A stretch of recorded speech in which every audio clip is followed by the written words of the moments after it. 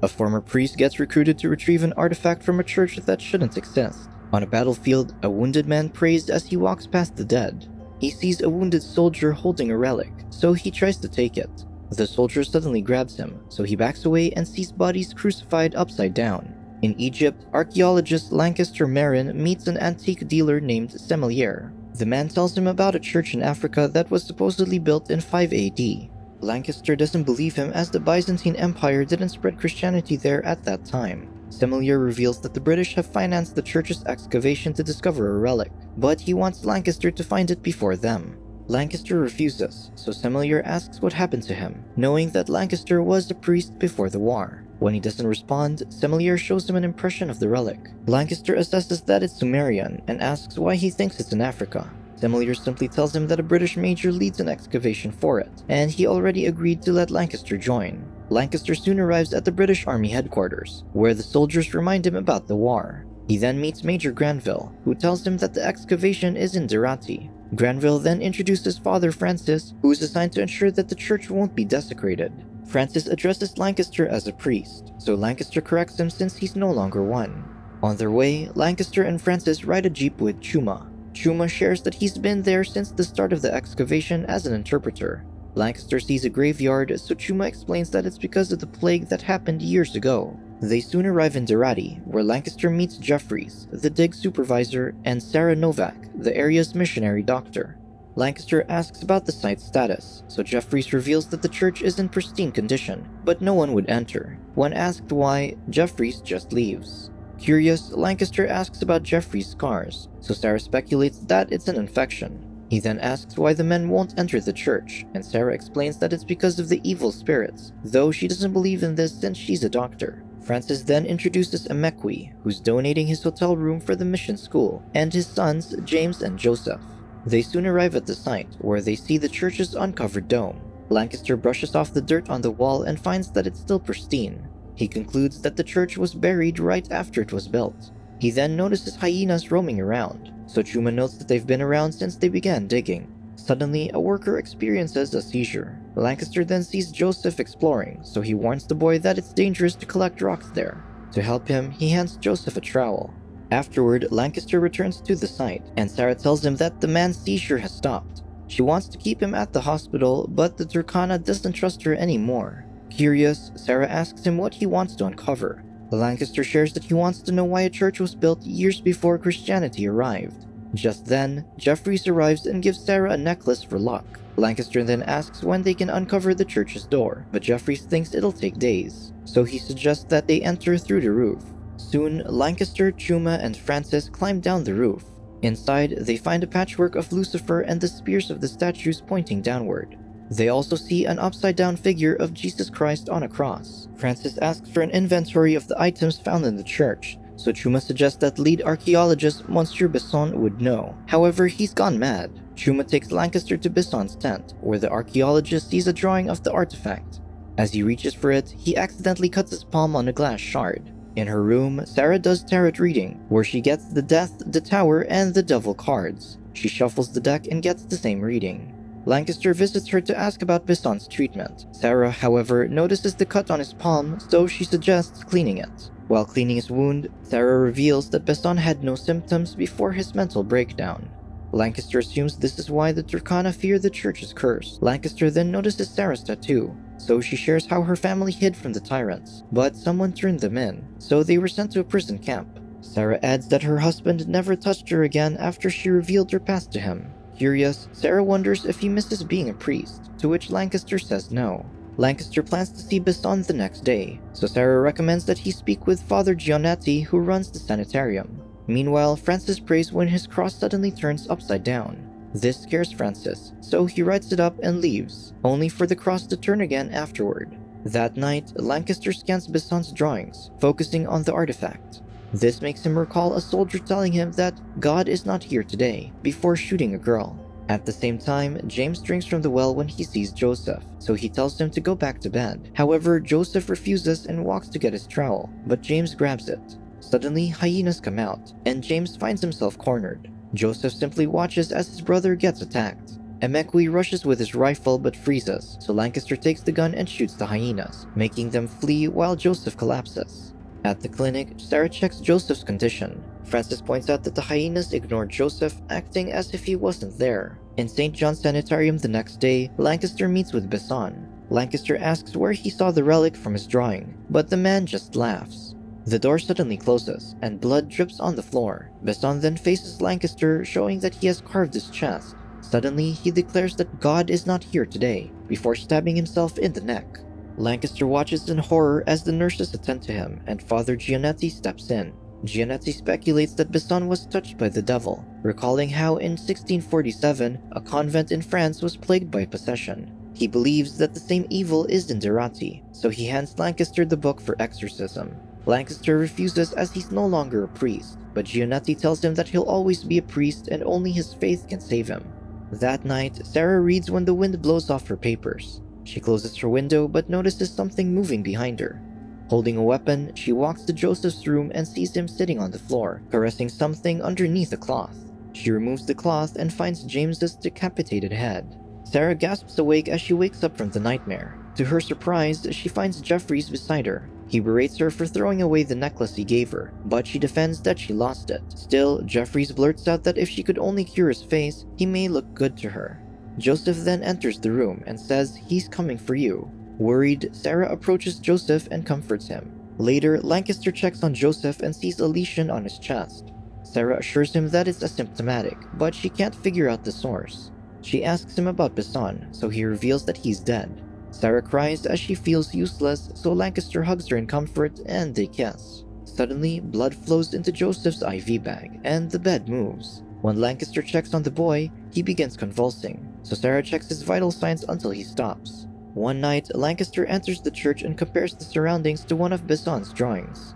With this, he discovers a crypt beneath the church, so he lights a lighter on its side. When the wind from the tomb blows the fire, he discovers where the opening is. At the same time, the wife of the Turkana tribe chief gives birth to a stillborn covered in maggots. Meanwhile, Lancaster uncovers the tomb and discovers an ancient pagan temple with a statue of a devil named Pazuzu. He touches it but finds flies surrounding him. Outside, Jeffrey breaks into the bar and tries to reach for a beer. However, he sees his infested face in the mirror. The door suddenly slams shut and he screams.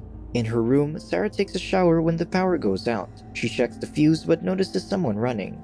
Thinking it's Joseph, she checks on him and sees him asleep. Suddenly, the power comes back on. Only then does Sarah see blood on the floor that's coming from her. Later, Sarah starts to be convinced that Derati is cursed. Lancaster remains skeptical since it's easier to believe in evil as an entity, even though it's just the human condition. He shares that he found a pagan temple underneath the church that was used for human sacrifices. He believes that the church was built on it to purify the site. As he sleeps later, Lancaster dreams of the atrocities during the war. He then wakes up just as Francis barges into his room. They go to the bar where they find the bloody mess, which they believe is Jeffrey's remains. Francis also mentions that the wife of Chief Sebetuna gave birth to a stillborn, and the Turkana blames them for it. Francis believes they're planning an uprising, so he contacted Granville to send help, but Lancaster thinks soldiers are not the solution. Before leaving, Lancaster finds Sarah's necklace on the floor. Granville and the troops soon arrive in Derati. They believe that the Turkana are responsible for Jeffrey's death, so they plot to assume control until the excavation is secure. Lancaster mentions that the Turkana doesn't want to be coerced, but Granville stresses that he isn't concerned with them. Meanwhile, the Turkana gather around to witness the stillborn's cremation. Lancaster heads there to offer his condolences and asks about the plague 50 years ago. However, the tribe leader clarifies that it wasn't a plague but an evil from the church. He warns that the evil is getting stronger, so they must abandon their work, otherwise they will stop them. The people proceed to cremate the child on the pyre. Lancaster realizes that the villagers cremate the dead, so he wonders about the graveyard. That night, Lancaster starts digging the graveyard. At the same time, the tribesmen prepare Joseph for exorcism while Emekwi watches. When Sarah enters, they hold her captive. Before they stab the child, everything shakes, and the power goes out. A strong wind blows and the tribesmen get inexplicably wounded. Francis rushes inside, but he gets knocked down as the men escape. Meanwhile, hyenas surround the graveyard, yet Lancaster continues digging. He then recalls how the soldier who killed the girl forced him to choose who he'll shoot next, otherwise he'll kill the rest of the people. Lancaster dared the soldier to shoot him instead, but the man grabbed the boy from the crowd. To spare him, Lancaster chose an old man, so the soldier shot him instead. He continued choosing the men in the group, hoping to spare the children. By sunrise, Lancaster finally uncovers the coffin, only to find it empty. He rushes to the clinic and interrogates Francis about the graveyard. With no choice, Francis confirms that the church buried the empty coffins because the place is damned. Lancaster refuses to believe this, but the priest forces him to listen to the truth since he asked for it. Francis claims that 2 priests led a massacre 1,500 years ago to find the origin of evil. However, evil consumed them, and only 1 priest survived. When the priest returned to the emperor, he ordered the church built over the site to seal the evil and to strike any mention of it from history. However, in 1893, a Vatican researcher found a letter in the archives. 4 priests were sent to examine the site and enlisted the help of several people, but they disappeared. The Vatican ordered a cover-up, so they dug the false graveyard and spread stories about the plague to scare people away. When the British stumbled on it, Francis was sent to see if the legend was real. He explains that the legend claims that after the war in heaven, this is where Lucifer fell. Francis believes that the devil is in Joseph since the Turkana attempted to exorcise him, nearly killing the boy. He asks Lancaster's help, but he refuses to believe in such stories. Later, Chuma and Lancaster drive to the site and find Granville marching to the church's entrance that's been uncovered. As they enter, they find Geoffrey's body hanging in the center. Still convinced that the Turkana did this, Granville seeks vengeance. He marches into the tribe and shoots their leader, erupting chaos.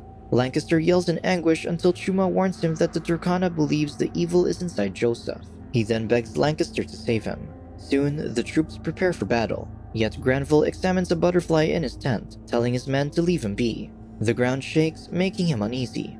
Granville then notices blood on his hands and a dead crow on his desk instead of a butterfly. He then sees his butterfly collection moving, so he takes his gun and points it at his head. Suddenly, the butterflies stop, but one climbs out of Granville's mouth. Having gone mad, Granville shoots himself. Lancaster soon arrives at the clinic and tells Francis that they must take Joseph away. However, a sandstorm prevents them from leaving, so Francis suggests hiding him in the church where the Turkan won't enter. Lancaster then hands him the book for exorcism while he stays behind to find Sarah.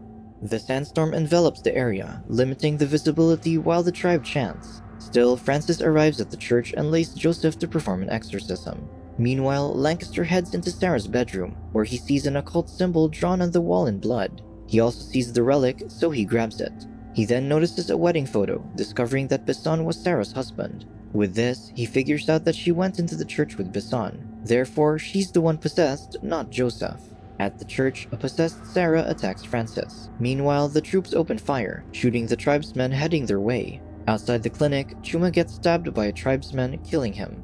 As the battle between soldiers and tribesmen ensues, Lancaster goes to the church but finds Francis and Joseph gone. Desperate, Lancaster prays to the Lord, begging for forgiveness while marking his forehead with holy water. He then sees Joseph on the tomb while Sarah stands at the crucifix, possessed by Pazuzu. Lancaster demands Pazuzu to leave Joseph alone, but the demon warns the boy not to move. Lancaster offers himself, declaring that he's a fallen priest. This grabs Pazuzu's attention, so she approaches as Lancaster prays the litany. Pazuzu taunts him for wanting Sarah, so Lancaster intensifies his prayers. Pazuzu then mentions that he will not believe in him as he has lost faith. Lancaster then locks his head with hers, burning the demon with the holy water on his forehead.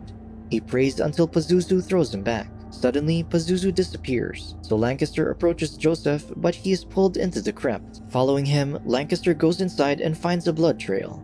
He prays as he walks until Francis's body drops from above. Despite this, Lancaster takes Francis's stole and wears it. He then sees Joseph running, so he follows him. He crawls into the narrow cave and prays until Pazuzu appears and scratches him. Lancaster sprays holy water on her in retaliation, but Pazuzu pulls him out. Pinning him to the ground, Pazuzu asks where his lord is. She straddles him, so Lancaster desperately tries to exorcise the demon. Pazuzu then reminds him that he's a killer for being part of the war atrocities. Lancaster wraps up his stole in her mouth, throwing Pazuzu away. Pazuzu then chokes Joseph, so Lancaster prays as he walks toward her. He gets hold of her and commands the demon to depart. Pazuzu struggles until Lancaster lets her go. Sarah wakes up back to normal, yet Joseph walks away, which Lancaster notices. When he turns, Sarah transforms into the girl he couldn't save years ago before becoming Pazuzu again. Pazuzu pushes Lancaster down the stairs. He gets back up and warns Joseph that everything he'll see and hear will be lies. Lancaster then instructs Joseph to read the responses in the exorcism book while he leads. They both pray and see Pazuzu racing toward them. Lancaster prays loudly and shows the Holy Cross. Still, Pazuzu runs forward until a force suddenly pushes her back, and Sarah's body collapses. Lancaster approaches Sarah and sees her back to normal. She thanks him just before blood pools out from her head. She cries, and when she stops, Lancaster checks her pulse and prays for her soul. He then tells Joseph that Sarah is with God. Afterward, Lancaster and Joseph dig themselves out of the cave, only to find bodies around them. After some time, Lancaster meets with Semelier, but claims that he didn't find the relic. He bids the man goodbye and states that he should now be addressed as a priest. Subscribe to watch more videos like this. Turn on notifications. And leave a like, it really helps the channel out. Thank you for watching.